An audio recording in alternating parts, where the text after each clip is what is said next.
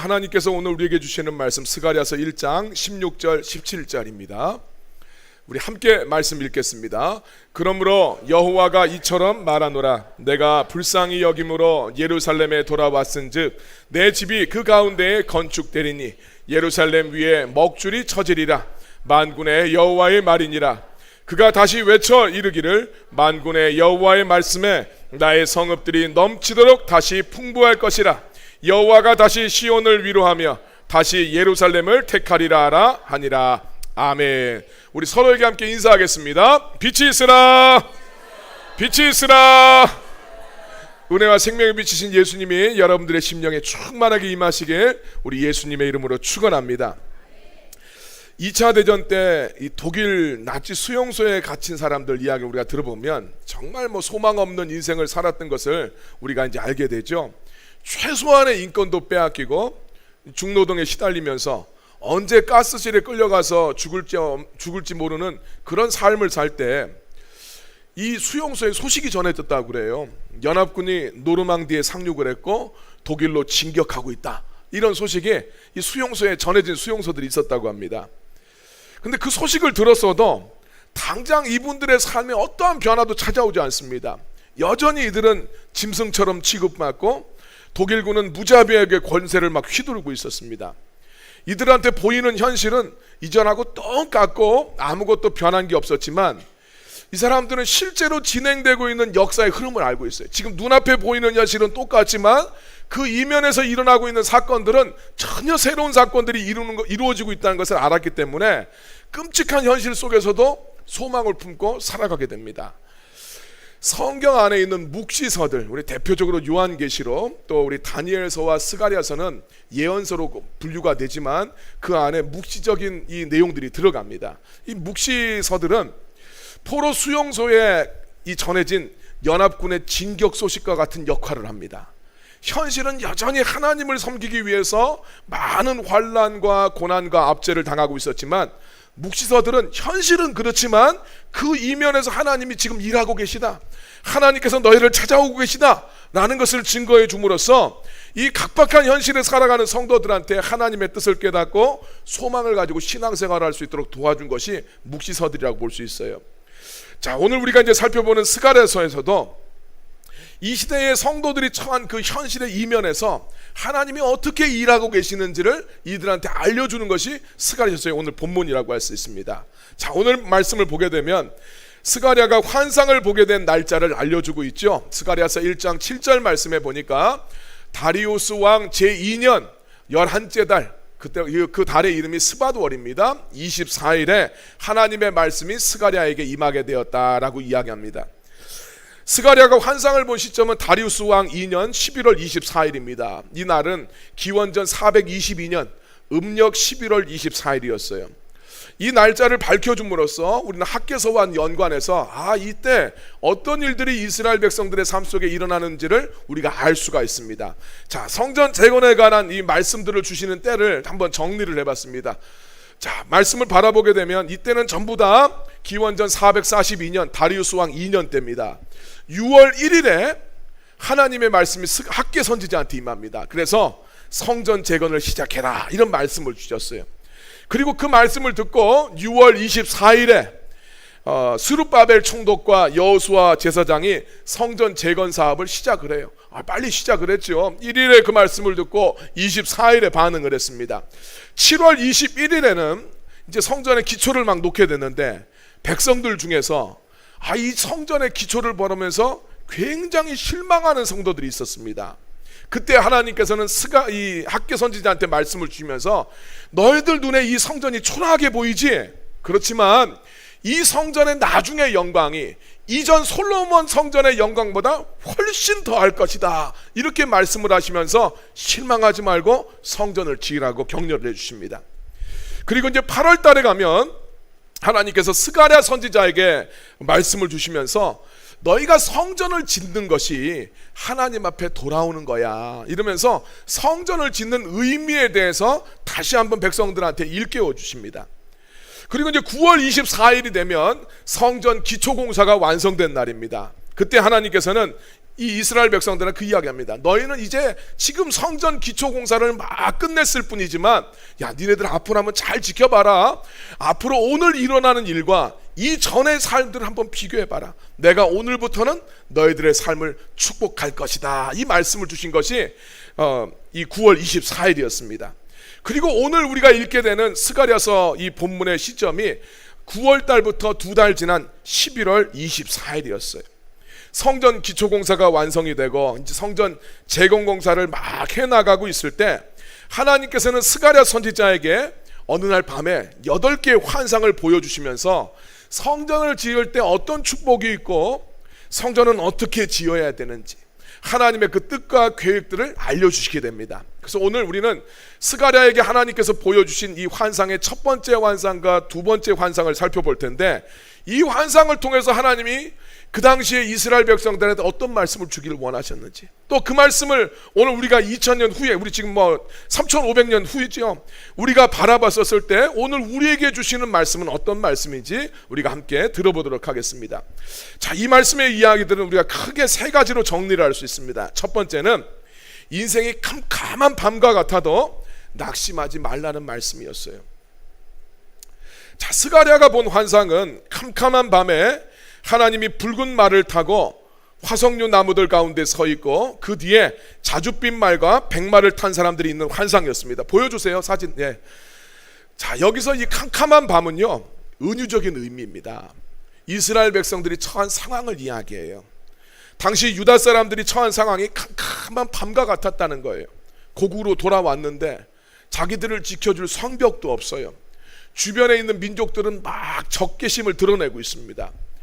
또 페르시아는 가혹한 세금을 통해서 이들을 수탈하고 있었고, 또 유다에는 황폐해진 땅이 다 황폐해져서 소출이 나질 않아요. 경제적으로 굉장히 어려운 상황이 있었습니다. 그런데 이 화석류 나무 사이에서 하나님의 사자가 나타났습니다. 이 화석류 나무는 상록수래요. 예, 도금향이라고 우리나라한테 하는데 전 잘 모르겠어요. 예, 근데 이것이 그냥 상록수 나무와 같습니다. 잎과 가지와 줄기에서 좋은 향이 나는데 이 나무가 회복과 평안을 상징을 한다는 거예요. 자, 그러니까 유다 백성들의 상황이 지금 굉장히 어렵고 힘들 때 회복과 평안을 상징하는 나무 사이에서 하나님께서 유다 백성을 찾아오셔서 말씀하기 시작했다는 거예요.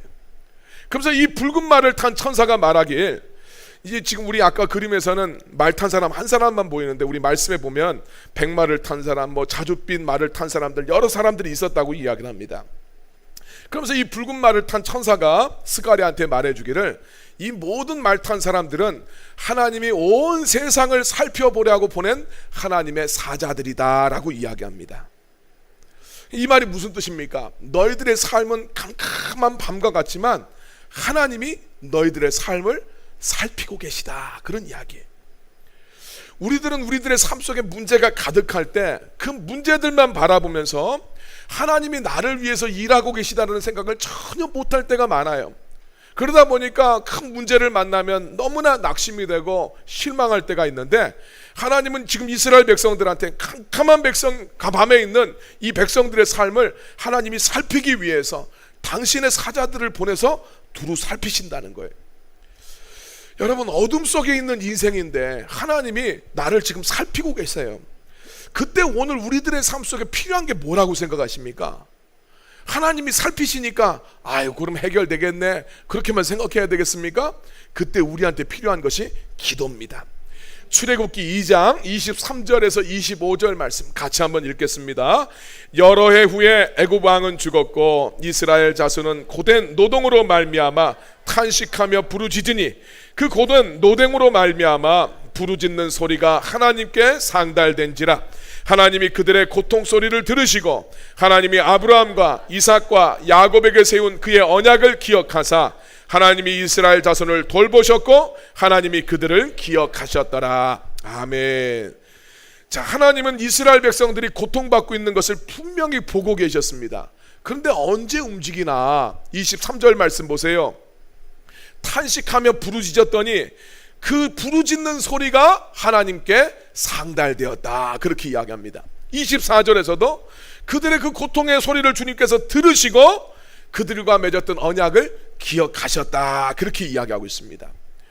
하나님께서 움직이시는 때는 그 백성들이 고통으로 말미암아 하나님 앞에 부르짖어 기도했었을 때 그 부르짖어 기도하는 그 기도 소리가 주님 앞에 상달되시고 그때 주님이 기억하신다. 이렇게 이야기를 하고 있어요.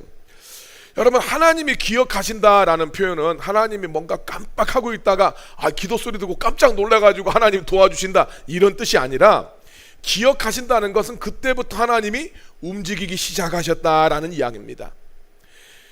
여러분의 인생이 힘들고 어두울 때 하나님이 여러분을 살피고 계심을 믿으시길 바랍니다.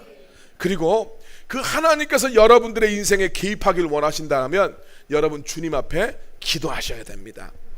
어떤 사람들은 그런 이야기하죠. 야, 하나님은 전지전능하신 분 아느냐, 모든 것을 알고 있고 모든 것을 행할 수 있는 능력이 있다면, 아니 하나님은 당연히 내 삶 속에 필요한 것도 알고 계시겠네? 그러면 하나님이 좀 그냥 알아서 좀 해결해 주시면 되지 왜 꼭 그렇게 번거롭게 기도를 하게 하시나, 이렇게 생각할 수도 있습니다. 근데 여러분, 제가 애들을 키워보니까요, 그들이 요구하기 전에 뭔가 나는 그들의 삶에 잘해주려고 해주는데 별로 고마워하지 않더라고요. 네. 그들이 요구했었을 때 그거 해주면 고마워합니다. 사람도 똑같아요. 내가 간절히 기도해서 응답을 받게 되면 진짜 감사를 알게 되고 하나님께서 내 삶 속에 역사해 주셨구나 하는 것을 알게 되는데, 기도하지 않았는데 하나님이 미리서 해주시게 되면 하나님이 해주셨다고 생각 안 합니다. 병이 나아도 나을 때가 됐으니까 나았고, 내 기도 제목이 응답돼도 그 사람들이 도와줘서 응답받았다고 생각하지 하나님 앞에 기도하지 않아요. 옛날에 어떤 분이 직장을 놓고 기도를 하는 거, 기도 제목을 이야기했어요.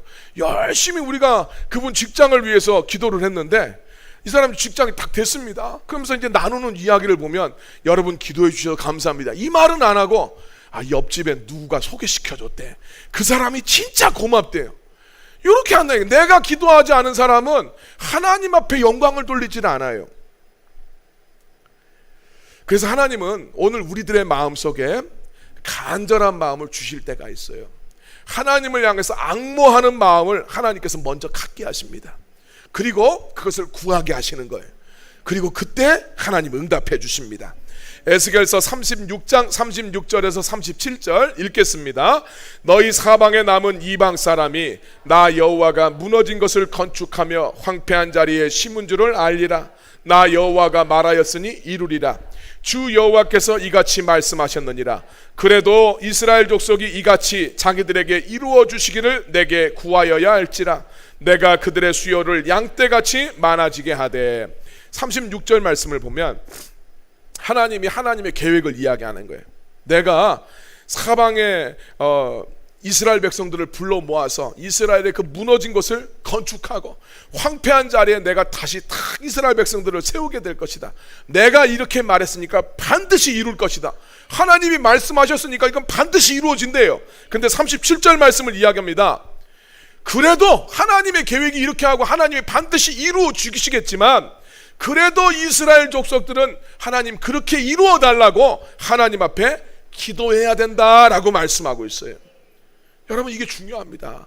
하나님 아신다고 해서 그냥 가만히 있는 것이 아니라 하나님의 계획이 있고 하나님이 이루신다고 해도 너는 네 기도를 해야 된다고 주님 말씀하셨어요. 여러분, 우리의 인생의 캄캄한 시간에 하나님 우리의 삶을 보살펴 주십니다. 그때 하나님 앞에 부르짖어 기도하는 여러분이 되기를 예수님의 이름으로 축원합니다. 두 번째, 이 환상들을 통해서 주님이 말씀하시는 것은 하나님이 이스라엘 백성들을 너무너무 사랑하신다는 거예요. 오늘 그리고 이 말씀을 하나님이 우리한테 전해주시면서 오늘 우리에게도 말씀합니다. 내가 너희를 몹시도 사랑한다. 스가랴가 이 붉은 말을 탄 천사와 이야기를 나누는 동안에 온 땅을 두루 살피고 돌아온 천사들이 와서 보고를 하는 장면이 나옵니다. 그들이 와서 보고를 하는데 자기들이 온 땅을 두루 살펴보니 온 땅이 평안하고 조용하더라, 이렇게 보고를 합니다. 그러자 붉은 말을 탄 천사가 그들의 보고를 듣고 갑자기 하나님 앞에 막 탄식을 하면서 하나님 앞에 말씀을 드립니다. 자, 스가랴서 1장 12절 말씀 같이 한번 읽겠습니다. 여호와의 천사가 대답하여 이르되 만군의 여호와여, 여호와께서 언제까지 예루살렘과 유다 성읍들을 불쌍히 여기지 아니하시려 하나이까? 이를 노하신 지 70년이 되었나이다 하매 그렇습니다. 붉은 말을 탄 천사는 하나님 말씀하셨던 그 70년 시간 다 됐습니다. 그때가 되면 이 백성 회복시켜 주신다고 말씀하시지 않았습니까? 지금 그 시간 다 됐는데 언제까지 이 예루살렘과 유다 성읍이 이렇게 황폐한 채로 방치시켜 두실 작정이십니까? 이렇게 하나님 앞에 탄원했다는 거예요. 자, 왜 붉은 말을 탄 천사가 온 땅이 평안하고 조용하다는 이 좋게 들리는 보고를 듣고 왜 안타까워하면서 유다를 위해서 탄원을 했는가? 이 역사적인 맥락이 있습니다. 역사적으로 보면 페르시아의 다리우스가 왕이 되었을 때 이 제국의 곳곳에 반란과 소요들이 많이 일어나게 됩니다. 그래서 다리우스가 왕이 된 다음에는 이 반란을 진압하러 다니다고 정신이 없었습니다. 근데 다리우스 왕 2년이 되었을 때는 제국에 있던 모든 반란과 소요들을 다 평정하게 됩니다. 그래서 하나님이 보낸 천사들이 세상이 평안하고 조용하더이다 라고 했던 보고는 바로 이 제국의 상황들을 이야기하고 있어요. 그때 붉은 말을 탄 천사는 왜 안타까워하면서 이 하나님 앞에 탄원을 하냐면, 페르시아라는 나라가 지금 이 유다 땅을 딱 지배하고 이들을 힘들게 압제하고 있습니다. 근데 이 나라가 좀 흔들리고 요동을 해야 그 틈에 이 유다 백성들이 좀 운신의 폭을 갖고 국력을 회복할 수 있을 것이니까 이 페르시아가 흔들려야 되는데 저렇게 강력하면 유다가 어떻게 다시 일어나겠습니까? 하는 그런 이야기입니다. 그러죠. 우리나라가 독립을 하려면 우리 일제시대 때 일본이 막 요동을 해야 됩니다. 네, 그래서 연합군이 가서 막 핵폭탄 팍팍 때려버리고 요동을 하니까 여기 항복하게 된 거 아닙니까? 이스라엘 역사를 바라보면 이스라엘의 전성기는 주변 나라들이 별 볼 일 없을 때예요. 예, 다윗 왕 때, 요시야 왕 때 딱 이 정세들을 딱 바라보면 이집트와 메소포타미아 지역에 강력한 제국이 안 일어납니다. 그때가 이스라엘이 흥할 때였어요. 자, 그래서 이 붉은 말을 탄 천사가 하나님 앞에 탄원한 거예요. 하나님, 저 나라가 흔들려야 되는데 저 나라가 저렇게 짱짱하면 이 유다의 회복이 언제 일어납니까? 라고 이야기합니다. 자, 이렇게 하나님 앞에 안타까워하면서 하나님의 백성들을 위해서 탄원을 한 붉은 말을 탄 천사가 하나님 앞에 이 중보하면서 기도를 하는데, 신학자들은 이 붉은 말을 탄 천사는 구약 성경에 나타난 예수 그리스도의 모습이다라고 이야기를 합니다. 이 예수님께서 하시는 역할이 뭡니까? 당신의 백성들을 중보하시면서 기도하시는 거예요. 자, 여러분, 우리가 캄캄한 밤, 우리의 인생이 참 꼬이고 뭔가 막 안 풀려 나갔을 때 그때 낙심하지 말고 우리가 기도해야 될 또 하나 이유가 있습니다. 그게 뭐냐면 예수님이 우리를 위해서 기도하시기 때문이에요. 우리 아까 찬양을 외웠죠. 누군가 널 위해 기도하네. 그 누군가는 예수님이에요. 세상에 날 위해서 기도해 주는 사람 아무도 없는데요. 여러분, 그렇게 생각하지 마세요. 예수님이 여러분을 위해서 기도하고 계세요. 그때 그 붉은 말을 탄 천사에게 하나님께서 선한 말씀으로 위로의 말씀을 주시는데 이렇게 이야기합니다. 스가랴서 1장 14절 말씀 같이 읽겠습니다. 내게 말하는 천사가 내게 이르되 너는 외쳐 이르기를 만군의 여호와의 말씀에 내가 예루살렘을 위하여 시온을 위하여 크게 질투하며, 하나님께서 내가 예루살렘 때문에 내가 시온을 위해서 크게 질투한다 이렇게 이야기합니다. 하나님이 질투하신다는 표현은 인간의 감정을 통해서 하나님의 마음을 우리들한테 알려주는 문학적인 기법이에요. 그래서 이것을 신학적으로 신인 동형론적인 표현이다 이렇게 이야기합니다. 하나님이 실제로 질투하는 것이 아니라 질투란 우리가 느끼는 그 감정을 통해서 하나님의 모습을, 하나님의 마음을 설명해 준다는 거예요. 우리 질투는 사랑하는 자를 위한 애타는 우리의 열정이 질투입니다. 부정적인 뉘앙스도 가지고 있지만 사랑하는 자를 향해서 애타는 그 감정이 질투예요. 그래서 공동번역 성경에서는 이 말씀을 어떻게 번역을 하고 있냐면 스가랴서 1장 14절 공동번역입니다. 나와 말하던 그 천사가 내게 말하였다. 만군의 야훼께서 말씀하신다면서 이렇게 외쳐라. 내가 예루살렘을 생각만 해도 속이 타는구나. 시온을 생각만 해도 가슴이 타는구나. 하나님의 이게 마음이에요. 하나님이 예루살렘을 통해서 야, 내가 니들을 바라보니까 속이 탄다. 내 속에서 열불이 난다. 시온을 향해서 내 마음이 정말 불타고 있다. 하나님 이렇게 말씀하신다는 거예요. 하나님이 이 백성을 몹시 사랑하신다는 이야기입니다. 여러분, 우리의 인생에 캄캄한 밤과 같은 시간을 보낸다 할지라도 하나님이 우리를 살펴주고 계세요. 그리고 예수님께서 너무나 안타까운 마음으로 우리를 위해서 기도하고 계심을 믿으시길 바랍니다. 그리고 하나님은 세 번째로 우리의 문제를 해결해 주길 원하세요. 이 붉은 말을 탄 천사가 유다 백성을 위해서 중보할 때 하나님이 그들을 향해서 애타는 하나님의 말씀을 말씀해 주시는데, 거기에서 그치지 않고 하나님은 내 백성을 괴롭히는 그 나라, 그 민족들, 내가 이놈들을 내가 반드시 손봐 주겠다, 이렇게 하나님 말씀합니다. 스가랴서 1장 15절 말씀. 안일한 여러 나라들 때문에 내가 심히 진노하나니 나는 조금 분노했을 뿐인데 그들이 힘을 내어서 내 백성들의 고난을 어마어마하게 더하였기 때문이다, 이렇게 이야기하고 있어요. 하나님은 지금 안일한 나라들을 심판하겠다고 말씀하셨습니다. 여기서 안일한 나라는 표현이 좀 우리랑 익숙하지가 않죠. 자기의 한계를 모르는 나라입니다. 자기의 죄를 알아차리지 못하는 강대국들을 이야기해요. 하나님은 하나님의 백성들이 죄를 짓게 되니까 그들을 심판하는 도구로 이방의 강한 나라들을 사용하셨습니다. 그런데 하나님, 이 나라들이 하나님의 백성을 너무 함부로 대하고 너무 거칠게 대합니다. 그래서 하나님은 이 하나님 백성들에 대한 그들의 그 악행에 대해서 내가 가만두지 않겠다라고 말씀하셨습니다. 그리고 두 번째 환상을 통해서 하나님이 이방 나라들을 심판할 하나님의 계획을 말씀해 주고 있습니다. 자, 두 번째 환상 보여주세요. 두 번째 환상은 4개의 뿔이 돋아나 있는 겁니다. 스가랴가 천사한테 물어봐요. 하나님, 이 4개의 뿔이 도대체 뭡니까? 그랬더니 천사가 대답을 합니다. 이 4개의 뿔은 이스라엘과 유다를 멸망시키고 그 백성들을 사로잡아 가버린 이방의 강한 나라들이다 라고 이야기합니다. 그러면서 동시에 하나님이 4명의 장인의 모습들을 딱 보여줍니다. 그러면서 하나님은 이 뿔들이 내 백성을 하도 정말 괴롭히고 압제하고 있으니까 내가 이 장인들을 통해서 이 뿔들을 잘라버리겠다, 하나님 말씀해 주신 겁니다. 성경에서의 뿔은 권세, 힘을 상징을 해요. 4개의 뿔은 유다와 이 백성들, 하나님의 백성들을 압도하는 세상의 큰 나라들과 세력들을 의미합니다. 그 사람들은 자기들이 잘나서 그 힘과 권력을 가진 것으로 생각을 하고 하나님도 인정하지 않고 막 설쳐대는데, 하나님이 그 나라들을 반드시 심판하시겠다는 말씀입니다. 그러고 나서 하나님 반대로 하나님의 백성들은 내가 다시 번성하게 만들고 다시 풍족하게 만들어주며 내가 그들과 함께 거하시겠다, 이렇게 말씀을 하셨어요. 스가랴서 1장 17절 말씀입니다. 같이 읽겠습니다. 그가 다시 외쳐 이르기를 만군의 여호와의 말씀에 나의 성읍들이 넘치도록 다시 풍부할 것이라. 여호와가 다시 시온을 위로하며 다시 예루살렘을 택하리라 하라 하니라. 아멘. 자, 그러니까 스가랴의 지금 첫 번째 환상, 두 번째 환상을 통해서 하나님은 너희들의 현실이, 지금 하나님을 섬겨나가는 현실이 지금 여전히 캄캄한 밤과 같고 한치 앞이 분간이 안 되는 어려운 상황 속에 있지만 내가 너희들의 삶을 살펴보고 있어.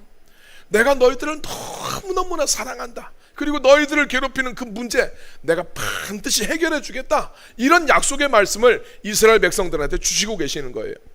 그러면서 하나님은 이 모든 하나님의 말씀을 믿을 근거를 하나님이 이스라엘에게 돌아왔기 때문이다 라고 말씀을 합니다. 스가랴서 1장 16절 말씀이죠.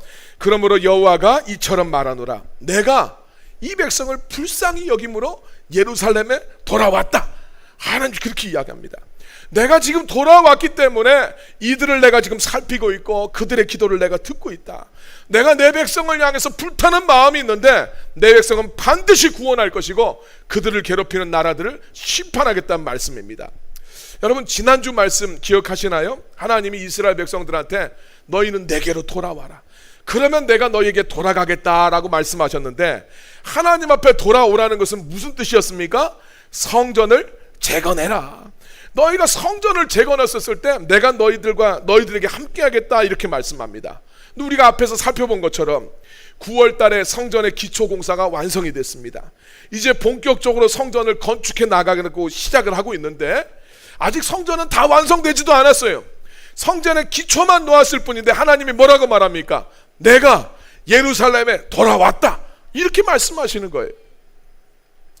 그러니까 하나님은 이스라엘 백성이 성전을 지음으로써 하나님을 향해서 마음을 돌이키길 원하셨어요. 그걸 너무나 기다리셨고 기뻐하셨어요. 그리고 이들의 성전의 기초 공사만 끝났는데 하나님은 이미 이들과 함께 돌아오셔서 그들의 삶을 지키시고 그들의 기도를 들으시고 그들의 문제를 해결시켜 주실 그럴 준비를 하고 계시다는 거예요. 자, 오늘 이 말씀을 통해서 우리가 성전을 지을 때 어떤 유익함이 있는가 하는 것을 우리가 살펴보게 됩니다. 여러분, 첫 번째, 우리가 성전을 지으면 하나님하고 연결이 됩니다. 유한한 인간이 무한한 하나님하고 연결되는 통로가 성전이에요. 미켈란젤로 그 시스티나 대성당 보면 천지창조의 그림에 아담이 이렇게 누워 있고 하나님이 이렇게 오면서 손가락으로 이렇게 만나는 그림 있잖아요. 예. 하나님이 인간과 이렇게 만나고 접촉하는 부분입니다. 바로 그 접촉점이 뭐냐면 성전이에요. 우리가 예배를 통해서 하나님 앞에, 전능하신 하나님 앞에 나아가게 됩니다. 우리의 기도를 통해서 내 문제가 전능하신 하나님의 문제로 옮겨집니다. 하나님의 말씀을 묵상했었을 때 전능하신 하나님의 음성을 오늘 유한한 우리가 들을 수 있게 돼요. 우리가 짓는 영적인 성전을 통해서 전능하신 하나님과 연결된다는 것을 꼭 기억하십시오. 나는 유한한 인간이에요. 전능자와 우리가 연결돼야 되는데 전능자와 우리의 삶이 어떻게 연결되나? 성전을 통해서 연결된다는 거예요. 성전의 기초만 놓아도 하나님이 돌아왔다고 말씀하시는 것은 우리가 하나님 앞에 완벽한 모습으로 예배하지 못한다 할지라도, 우리의 기도가 유창하지 않다 할지라도, 우리의 묵상이 말씀의 본질은 터치하지 못하고 얕고 어설픈 묵상에 불과하다 할지라도 우리가 쌓아나가는 그 믿음의 성전에 하나님이 함께 하신다는 말씀이에요. 유다인들은 자기들이 지었던 성전 기초를 보면서 실망했어요. 야, 우리 조상들은 대단한 성전을 지었는데 우리가 지은 성전은 이게 도대체 뭐냐? 실망스럽게 생각하는데 하나님은 그렇게 말씀하지 않았어요. 니들 눈에 실망스럽게 보이냐? 야, 이 성전의 나중 영광은 이전의 영광보다 훨씬 더할 거라고 그랬어요. 어설픈 기초인데도 주님은 실망하지 않습니다. 우리가 하나님을 향했었을 때 우리가 부족하고 연약해도 하나님이 함께 하심을 믿으시길 바랍니다. 두 번째로, 성전을 짓는 유익은요, 성전을 지을 때 하나님이 우리와 함께 하신다는 사실을 그때 깨달아요. 성전을 짓는 사람만이 하나님이 나와 함께 하시고 하나님이 내 삶을 살피시고 하나님이 나를 사랑하시는구나, 이것을 깨닫는 것은 성전 짓는 사람만 깨닫게 됩니다. 오늘 스가랴에게 환상이 임한 시점은 성전의 기초가 완성되고 성전을 이제 막 지어나가는 시점이에요. 4년 걸려요, 성전 짓는데. 그러니까 지금 뭐 2달 지나서 기초 공사 됐다고 해서 완성된 게 아니라 앞으로 4년 동안 지어나갑니다. 그런데 그 4년에 지금 시작을 했는데 성전을 지어가기 시작했을 때 하나님은 스가랴 선지자를 통해서 이스라엘 백성들한테 지금 말씀을 주신 거 아닙니까? 성전 지어나가기 시작했는데 스가랴를 통해서 하나님이 이 백성들한테 너희들의 삶이 깜깜한 밤과 같지?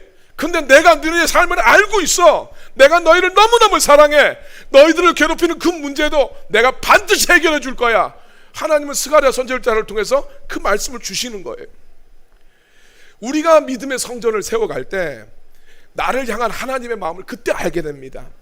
기도하지 않는 사람은 하나님 마음 알 방법이 없어요. 하나님의 계획도 알 수가 없습니다. 하나님이 어떤 일을 하고 계시는지, 하나님이 무엇을 원하시는지 성전을 세워나가지 않는 사람은 알 방법이 없어요. 그 일을 감당하고 싶어도 감당하는 힘은 내가 하는 게 아니잖아요. 우리 성경에서 뭐라고 말합니까? 주님의 일을 할 때 하나님의 힘으로 그 일을 감당하는 것으로 알아라고 그렇게 이야기를 하고 있어요. 내 힘으로 하는 게 아니에요. 내 힘으로 하니까 불평하고 원망하죠. 내 힘으로 하니까 열매가 없죠. 여러분, 기도하지 않고 예배가 안 되고 묵상이 안 되면 우리가 할 수 있는 게 뭐겠습니까? 인간적인 생각이에요. 내 속에 있는 것들만 나오게 돼 있습니다. 그리고 내가 주로 접하는 거, 텔레비전이나 뉴스를 통해서 우리들 속에 뭐가 들어오겠습니까? 네. 세상의 정말 것들 보면서 어디 마음 줄 게 있습니까? 우리가 성전을 짓지 않으면 내가 교회 다닌다 그래도 하나님의 마음을 알 방법이 없어요. 주님의 일을 감당할 힘도 얻지 못하게 됩니다. 여러분, 우리가 짓는 믿음의 성전을 통해서 하나님이 함께 하심을 깨닫게 됩니다. 그리고 하나님의 마음도 알게 돼요. 그 은혜를 여러분이 누리시길 바랍니다. 세 번째로, 우리가 성전을 짓기 시작하면 이 성전을 내가 짓기 시작한 것 같은데 주님이 완성시켜 주신대요. 스가랴서 1장 16절 말씀 같이 한번 읽겠습니다. 그러므로 여호와가 이처럼 말하노라. 내가 불쌍히 여김으로 예루살렘에 돌아왔은즉 내 집이 그 가운데 건축되리니 예루살렘 위에 먹줄이 쳐지리라. 만군의 여호와의 말이니라. 아멘. 이 먹줄이 치는 거, 지금은 레이저로 수평기를 다 보는데 옛날에 공사할 때 보면 이 수평을 잡고 벽을 쌓을 줄을 갖다가 먹줄을 탁 튕기면서 그 위치를 딱 잡게 돼 있습니다. 성전을 짓기 시작할 때 하나님은 예루살렘이 이미 돌아오셨느라고 말씀하셨고, 하나님이 백성들이 성전 짓기를 시작했는데 하나님이 주도하시면서 이 성전 짓는 것을 내가 이루어 가겠다라고 말씀하셨어요. 이 말씀은 어떤 방해가 너희들의 삶 속에 찾아온다 할지라도 하나님이 이 일을 이루시길 것이기 때문에 너희들이 짓는 그 성전 재건을 내가 말끔하게 이루도록 너희들과 함께 하겠다라는 말씀입니다. 근데 이 말씀을 우리한테 적용하면 우리 안에 선한 일을 시작하신 그 주님께서 예수님 다시 오시는 그 재림하시는 날에 합당한 자가 되도록 우리를 깨닫게 하시고 우리를 성장시켜 가시고 우리를 정결하게 만들어 가신다라는 이야기입니다. 여러분, 우리가 신앙생활을 시작하게 되면 하나님은 우리 안에 이제 선한 작업을 시작을 합니다. 우리가 그리스도의 신부로서 합당한 존재가 되도록 우리를 연단하시면서 우리 속에 악한 것들을 주님이 제거하시고 우리 삶에 모난 것을 주님이 다듬어 가세요. 그 시간들이 좀 힘들죠.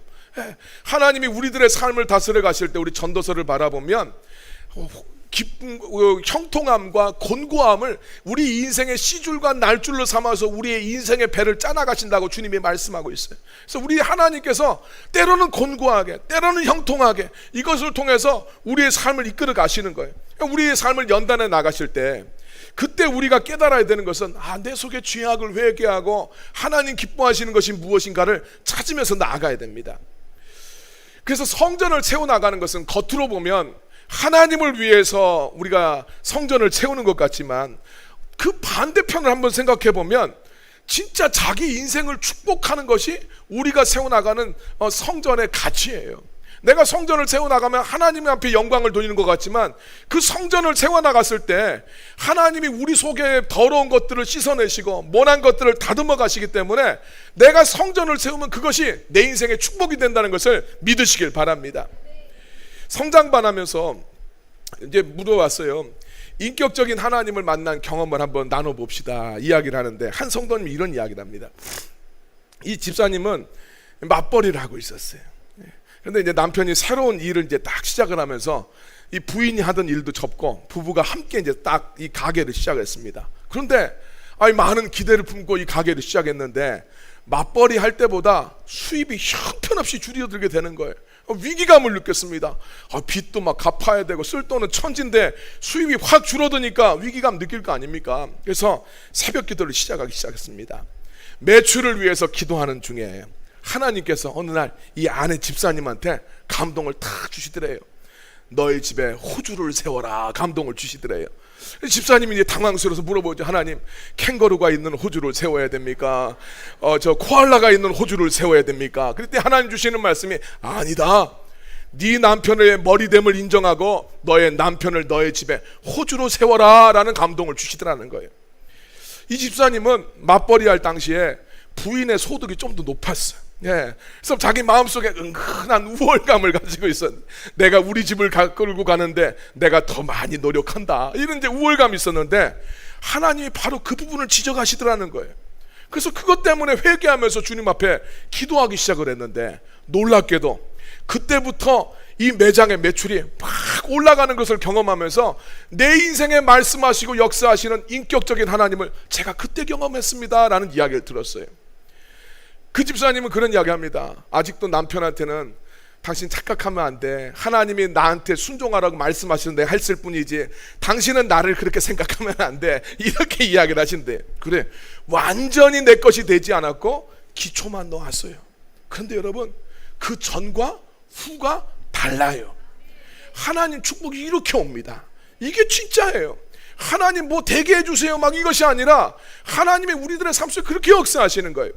종종 하나님은 우리들의 삶의 문제 때문에 신앙의 루틴을 갖게 만드세요. 이 집사님 같은 경우 새벽기도 시작한 거죠. 그런데 우리가 그렇게 믿음의 성전을 세우게 되면 하나님께서는 우리 속에 감춰져 있고 내가 미처 생각하지 못했던 우리들의 속에 죄와 허물들을 주님이 깨닫게 하시고 또 회개하시게 하시면서 온전하게 하시면서 정결케 하십니다. 나의 인간적인 생각들, 죄악된 생각들, 세상적인 것들, 부정적인 것들 깨닫게 하시고 하나하나 주님 안에서 다루고 가시는 거예요. 그리고 그렇게 우리가 주님 앞에 정결하게 되고 회개하게 됐을 때 원래 내가 고민했던 문제들, 하나님이 그 삶의 문제들도 해결해 가시는 거예요. 여러분 생각하면 참 희한하죠.